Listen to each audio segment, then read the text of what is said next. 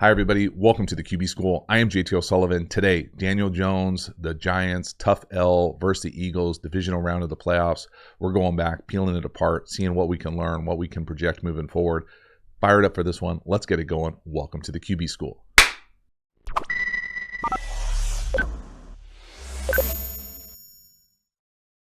Before we dive into this video, a quick reminder about the Quarterback School Patreon community. Never been cheaper, never been more content available over there. Become a member, support the channel. I sincerely appreciate it. The link is in the video description. As for this video, let's get into it. Daniel Jones and the G-Men. My goodness, tough L versus a divisional opponent. I get it. The Eagles are good. This is a tough one for me. Normally, I like to say good enough is good enough, and that's more life philosophy, you're welcome, than damn near anything else. But right here, good enough is, yeah, golly, I felt like we're leaving a lot of yardage out there potentially against a really good defense. So scheming them up here, little orbit motion, we're going to get the number 2 to the bottom on a crosser. And this idea being that we just got to take this thing and throw it out in front of them. And it just felt like everything was just a little bit hard. And, you know, this is a weird miss for me. And I'm hesitating because usually good enough is good enough, and it's a good chunk, but this probably could have been more, right? Like, look at this space over there. I mean, you potentially make somebody miss and score. And it's just one of those throws where you're like, it's missing it by yards to a guy who's pretty wide ass open for the league. And again, this is a concept, you know, I feel like the Chiefs have made famous more than anything else, where you run this kind of little pivot or arrow up top here. And that's often where the ball will be designed to go, whether that's a choice, an option, or whatever you want to call it. And then, you know, back in the day, Tyreek Hill just running away from fools over here like this. I personally don't love it by bringing the back over here. Just muddies the picture for me, but it certainly gets this crosser wide ass open. Man, it's one of those things where you see a throw like that and you're just like, okay, like we want the completion and we like it, but man, I feel like more precision in the drop back game here really would have made this a potential for a massive play. Next one here, 4th and 8. This is a big one for me. This is a bummer. So up top, this is a weird ass route combination. Switch release, corner, a little slant out. You know, don't even get a throw off really.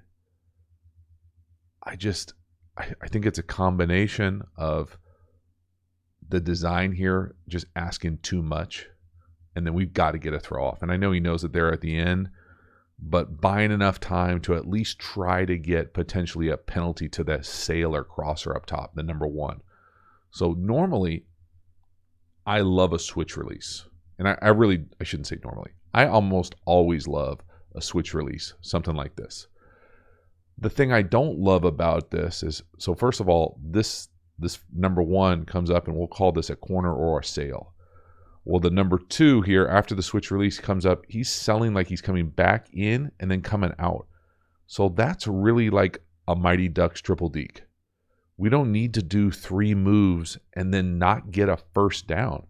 Where's the ball being snapped? At the 40? I think it's 4th and 8. Like, we're going to do 3 moves and not get a first down? Say what? What? Say what, coach? Come on, dog. We got to have something going. So, whatever it is, I personally want it past the sticks or going past the sticks. So what I mean by that is when we run this triple move, he's coming out at the sideline. Even if he catches it here, I'm not sure it's a first down, and it takes forever. Now, if I'm Daniel Jones and I've got a clicker and I'm redoing this thing, this corner, yeah, it gets collisioned. You got to throw it. You got to either get a penalty or you got to give your guy a shot with some anticipation. You know, you be the judge. Am I being too critical up top? I don't think I'm being too critical of the design. You know, if he throws that out, you know, maybe he catches it and can turn up the sideline, but that's asking a lot, bro. For a triple move? Out, up, what the? And then again, yeah, is the number 1 collisioned up top when he comes out of it? You know, probably. That's a penalty to me if he throws it. Damn, that's a tough sack. 4th and 8, you got to give yourself a shot. You must give self shot. And then again, holding on to the pass pro here, hit 1 hitch, 2 hitch, 3 hitch. Yeah, it's going to be tough. They run a nice little game. Nice job. And the Giants do a pretty outstanding job on the right side of passing this off. Just center gets a little bold and pushed back. Damn. Tough one. Next one here. Little Daniel Jones, the creator, playmaker. Getting it all the way to the back here. Stumbling, bumbling. Nothing there. Don't force it. Maybe gets a little lucky. This is a little living on the edge, dangerous. I wouldn't call it lucky. Call it living on the edge. So we trip coming out. Never good. Nothing there. Don't force it. Love this. The vision down the field. Love it. Put your foot in the ground. Take a shot. That's pretty sweet. Again, you can't really see it here, but there's not a whole lot of window. There's 2 green jerseys right there. It's a pretty nice catch from the back as well. That's a hell of a play. He had a couple of these creator moments in this game. Now, they didn't end up in necessarily like touchdowns, but these are big chunks. For a first down, alleviate a lot of pressure. It's not there, out of structure, good decision making, great vision. I love the vision. I love the playmaker ability of this. Create, give your guy a shot, go make a play for you. Hell yes. Next one here. Ball's in the middle of the field. Interception, first down. This is tough. Initially, I think this looks like a really bad throw from the quarterback. I think if I'm being honest and trying to be objective, it's a really shitty route. Now, is it the route or is it the execution of the route up top? To me, and again, I'm not in the Giants install. I'm not their passing game coordinator. This route right here, we'll call it a spot. If he stays there in zone, okay, that's normally called a spot in most West Coast world offenses. He has the ability to drift out in man, okay? If it's a snag or something where he comes in and out, or an arrow or a loop or something, that's a little bit of a different route. To me, this looks more spotty. So versus zone, sit here. Okay, well now let's get into the gray. Is this man or zone? Okay, how are you going to determine this if you're the wide receiver? Well, I would say down here to the bottom, it plays out like zone. Up top, it plays out a little matchy to me. Oh, well now what the hell are we talking about? Well, to me, we get maybe a little bit of pressure, and then we're going to get zone droppers, like old school country zone is getting depth, playing downhill from a spot. This to me is more like we're waiting for someone. And then when he comes into our area, we're matching to him. Someone matches to me to the back.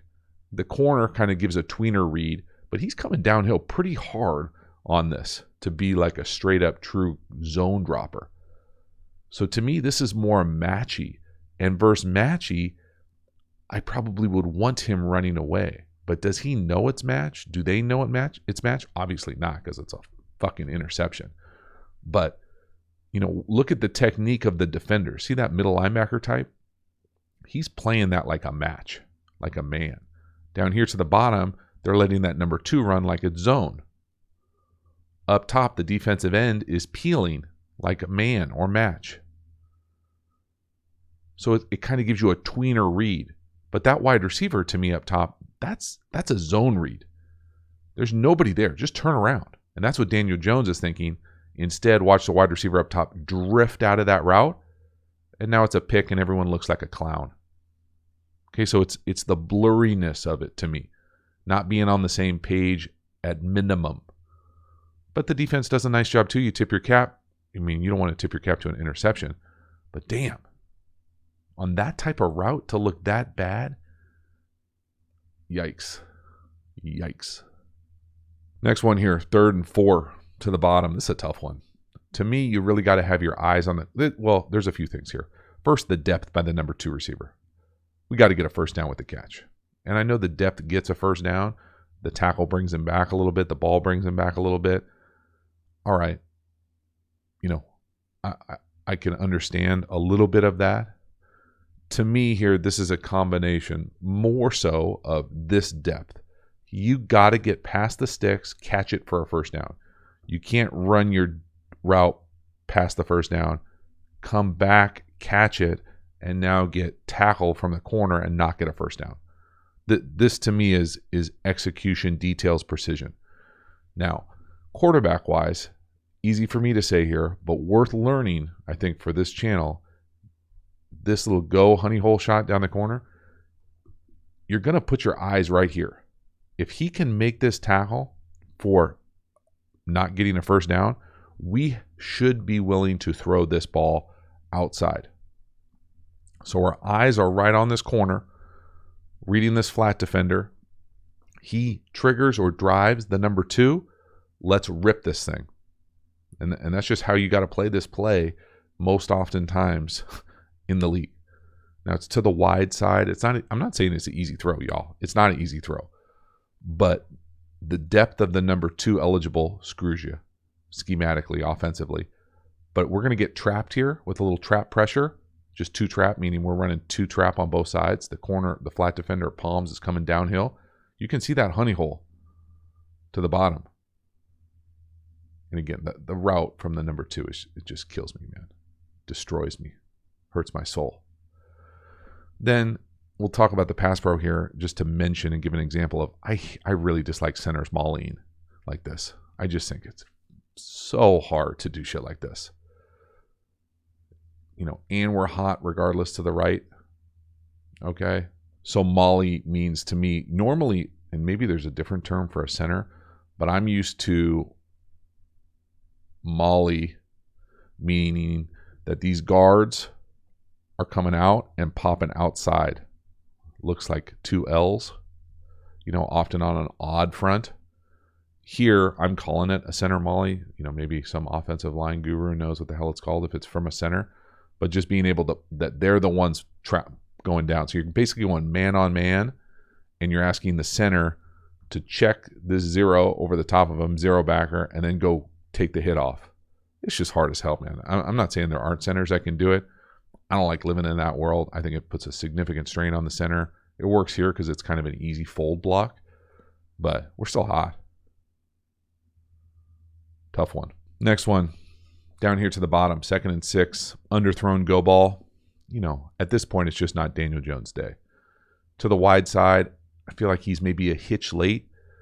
He certainly doesn't run out of club here, and this is not a far throw. Just watch his feet, the rhythm he's playing with now. 1, 2, 3.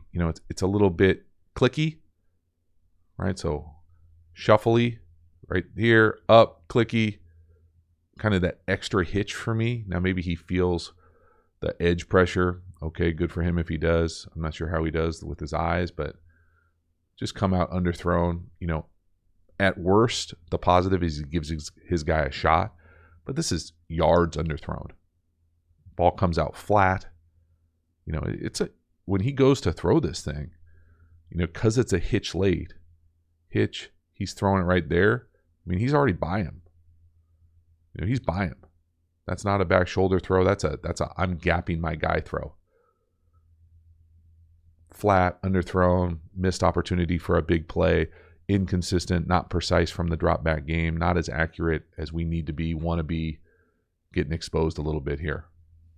Halftime, you dig the channel and you haven't already, please like, subscribe, hit the bell, get the notifications, let it wash over you. I really appreciate the support for the channel. It means a lot to me. Already mentioned the Quarterback School Patreon community. We also sell hats. We've got courses, really the most in-depth content available through the channel. We also have free resources available. You can check out all of them in the video description. Linked, ready to go. Get over there, check them out, support the channel. I appreciate it. As for this video, let's get back to it. Next one, 3rd and 6. We're going to miss what I'm going to call an arrow up top to the number 1. This is verse 0. Real tough. I mean, tough pass pro wise. I'm not sure tough throw wise. This is a throw we got to make. It's not easy because you got a free runner in your lap, but this is a pretty clear indication of, if you watch this channel, you should know what I'm going to say right now. What does this look like? Birds on a fence. Okay, everybody's at the same level. An easy indicator when teams are going to faux zero you or fake pressure.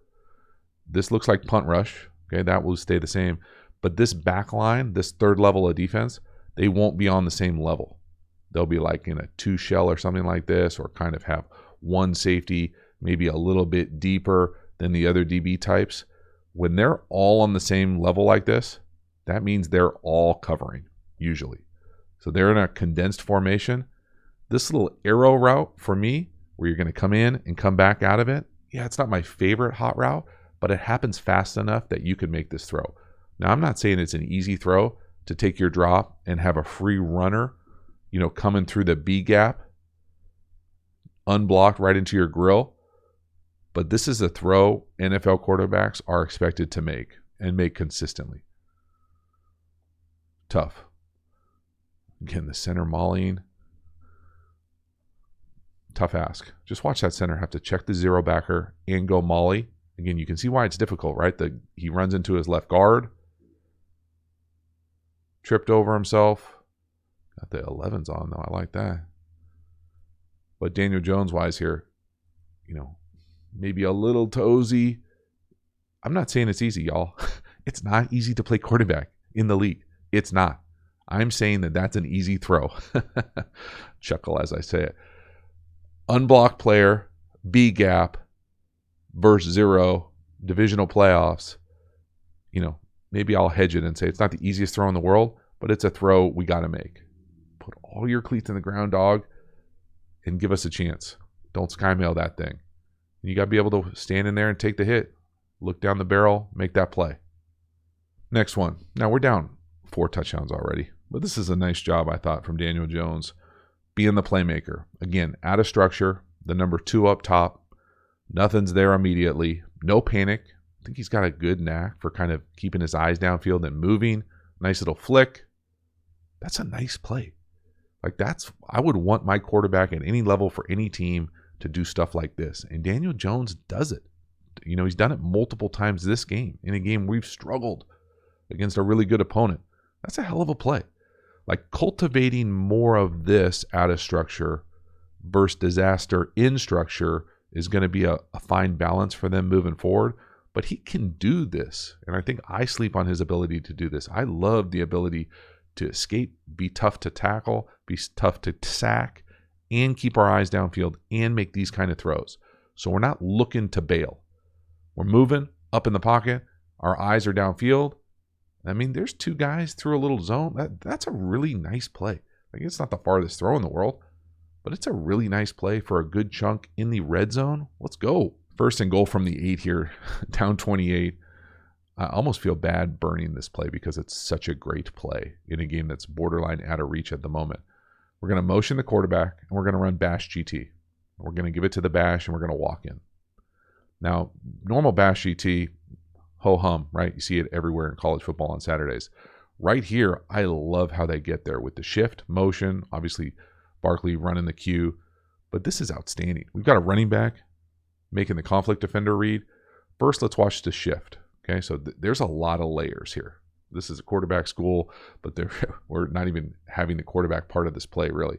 So why am I spending so much time with this play? I love the design. First, we're going to shift to sidecar. Then we're going to motion the quarterback. Okay, so the difference here is how they adjust to the shift and the motion. How they adjust to the shift is a DB second level player comes across. Then how they adjust to the quarterback motion is different because the middle field player comes out of the roof.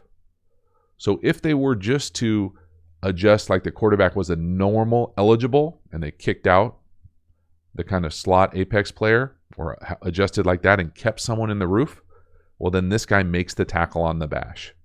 But because it's the quarterback who goes in motion and the middle field player adjusts to the quarterback because they don't think he's going to touch the ball, well, then there's no one to tackle the bash. And it becomes 2-on-2 over here on the bash. And guess what? We've got 2 blockers. Boop, boop, and we're good to go.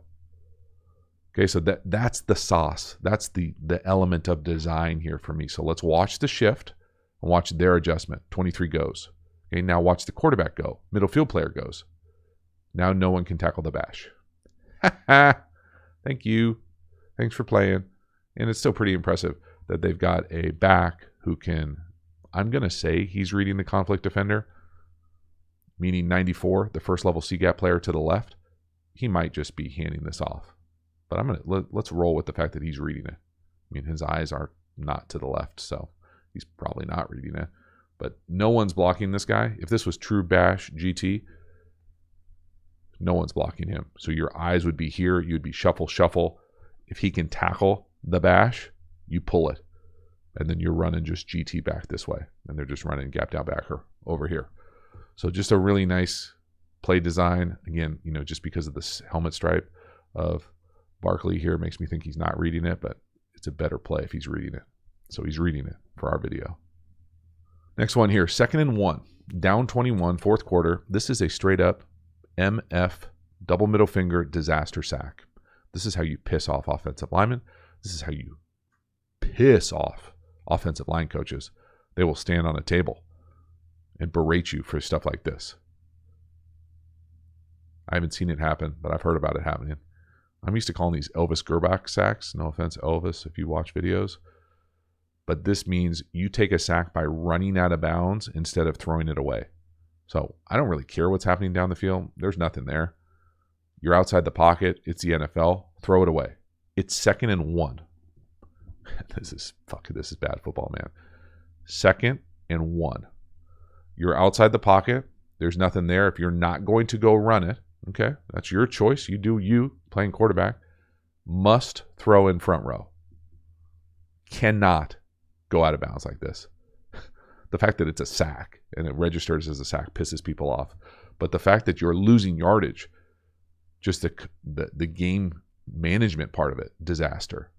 You just lose where you are on the field. Damn. That's bad. That's bad ball. And that is only on the quarterback. No one else here. I get it. You're trying to make a play. Your eyes are downfield. Right there, even if you get lost and you're like, I'm going to get hit, you got to retreat and throw it away. Or right here, jump and throw it out of bounds. Anything but that. Anything. I'm telling you, it's hard for me to be descriptive enough to tell you how much this pisses off guys up front. Next one here, 3rd and 5. Next play. Now it's 3rd and 5. Stop to the bottom. Miss. 1-on-1. You like it, throw it. Miss it. There's a lot of hand fighting there. To me, this is a throw we just have to be more precise with. I personally don't love the rhythm that he's played with this whole game. It just feels choppy. Like, I don't love this kind of like step underneath yourself, 3rd step. I prefer to play in more of a shuffle, consistent base vibe. That's a lot of hand checking down here to the bottom as well. Okay, I like the anticipation. It's capital A anticipation. Look when he lets this thing go. Boom. But they're hand fighting. Versus man to man, sometimes you got to sink on that back foot. Give him a little bit extra time and a little extra hitch. Then you got to put it on him. You got to give him a chance. Now maybe the eligible goes a little deep. Only they know their route depths and what the expectations are versus press man like that. But 3rd and 5, we got to hook that up. And I think the thing that makes it worse is this is probably an alert. Like, hey, if you like the matchup, if you like it's 1-on-1, let's rip it. That's great. Well, when you're playing the play and you go back and now he's getting jacked here, maybe you don't like it. And then let's come back. What's up top? Well, it's either a slant, an in, a choice, something that's going to be a 1st down. So I personally think it makes it worse when you look at the other side and there's something there for a 1st down. If he works that number 2 on kind of that trail choice, that's probably a 1st down. Damn. Just the execution, totally off. And the Eagles are a big reason why, but I don't think Daniel Jones helped himself with his rhythm. Next one here, 2nd and 10. The game's essentially over. 5 minutes left. Number 3 down here to the bottom. Crosser. This is a drop. Okay, now, it's not the easiest catch in the world. I actually don't. The route kind of makes it more difficult, I think, than it should be. But this, we got to hook this up, dog. It hits you in the hands. There's no one around you. Again, is it the easiest catch in the world? No. Does it hit you in 2 hands? Yes. And I'll show, from the wide, it's a little bit easier to see, but the wide receiver almost takes it flat for no reason.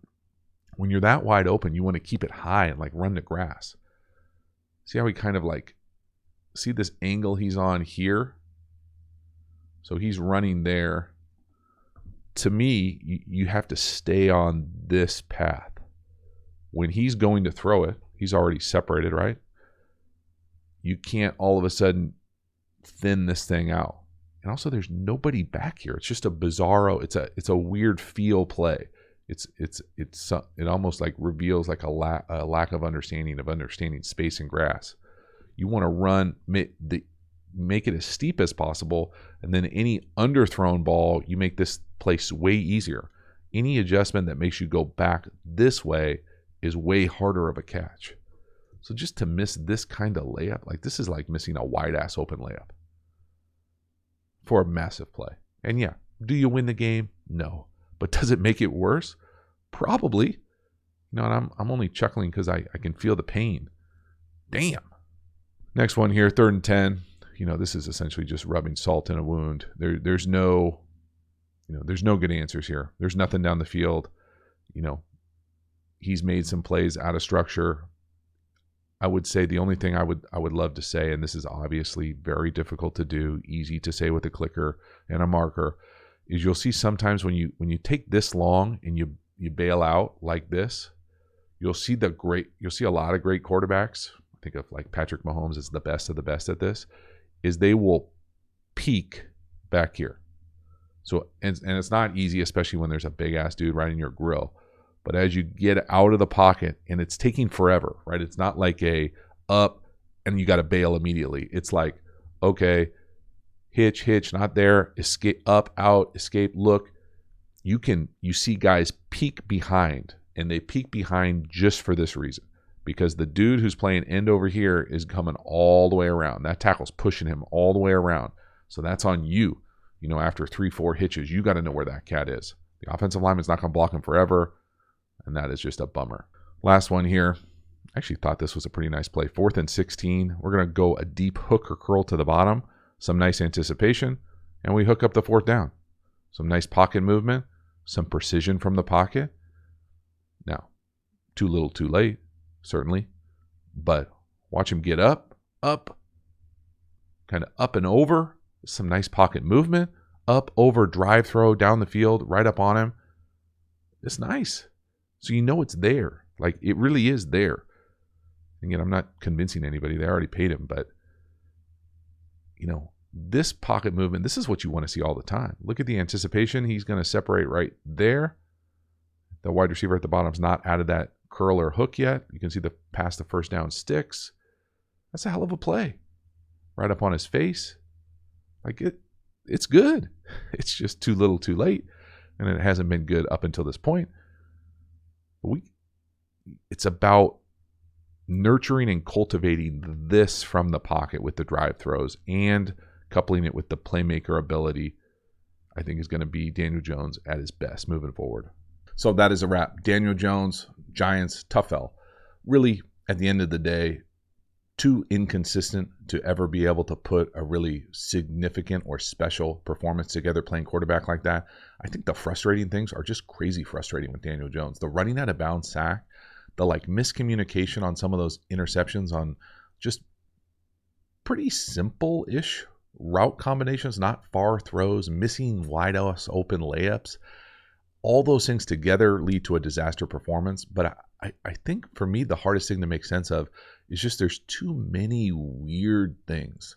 And whether that's Daniel Jones, whether that's what the Eagles do to people, which certainly could be a major contributing variable to the outcome of that game. But man, when you watch it together, you're kind of like shaking your head going, there are some nice plays, but they aren't strung together. And really the bad plays are strung together, and it makes you kind of wonder what exactly we're trying to do, what exactly his kind of ultimate strengths are, because I do think he is and has the ability to be a little bit of a playmaker, a creator. But then there are other times where it feels like he has some deficiencies in that. There are some times where he can drive the ball down the field. There are some times where he can't and he misses, or he misses wide, or it's not necessarily a perfect throw where it's wide ass open. It could be a big play. It's good enough and it's a chunk, but we lose a potential touchdown, or it's an underthrown kind of one-on-one deep ball. And it's when all those things aggregate together, not go in your direction, you end up with a disaster performance. But at the end of the day, they paid him. They're stuck with him. We'll see what it looks like moving forward. I think that there is something to build in his game. I just want to see some precision from the drop back. I want to see more big plays from that creative element that he really does have, but doesn't seem to necessarily be cultivated or promoted. It comes out in spurts, but they're not massive plays. They're just little baby chunks. So to see if that can grow and what it looks like with a little bit more consistency and everything else, and getting rid of some of the disaster plays, the sack out of bounds, those types of things, the bad picks, we'll see what it looks like moving forward. Thank you so much for hanging to the end. I will see you next time. Have a good one.